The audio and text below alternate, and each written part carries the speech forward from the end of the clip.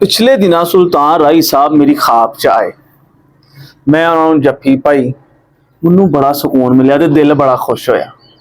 मैं क्या वो बंदा है जनाब जिहड़ा पंजाबी फिल्मां चों बाहर निकल जाए ते साडी पंजाबी फिल्मां इंज ही बन जांदियां जिवें आलू वाला परौंठा होए लेकिन उन्हां च आलू हो ही ना।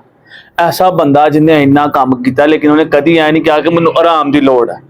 अपने 27 साला करियर चो उस बंदे ने इन्नियां कि फिल्मां बना खड़ियां, शायद ही कोई होर बंदा इन्नियां फिल्मां बना सके। बादशाह जनाब जिसले आंदा रहा है तो लोग कहते रहे ने कि ये डायलॉग मारन लगा है जनाब पूरे पिंड नूं मार के जान लगा।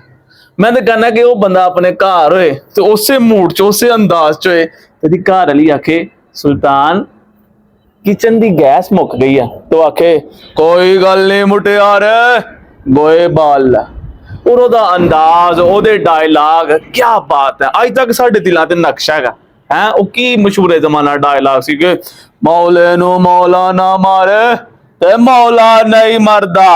आए आला हीरो 100 गोलियां खा के भी खलोता है तो दुश्मन सामने खड़ा ते एक ही बंद नू ऐसा फैंटा ला हड़ना कि जनाब बाकी 10 नस गए ना दूर नस भज गए ना इन्हें जनाब सानू कुटना इन्हें साडी इज्जत भी ला देनी।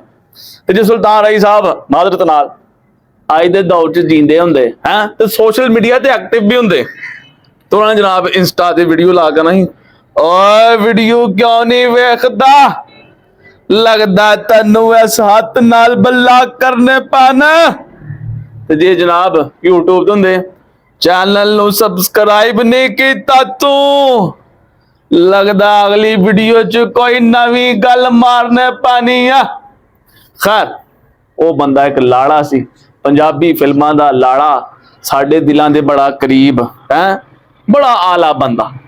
ते एंड ते अगर तुहानू वीडियो चंगी लगी है तो लाइक करो शेयर करो ते अगर कमेंट नहीं किया ते मतलब साडी तो वाडी खानदानी दुश्मनी शुरू।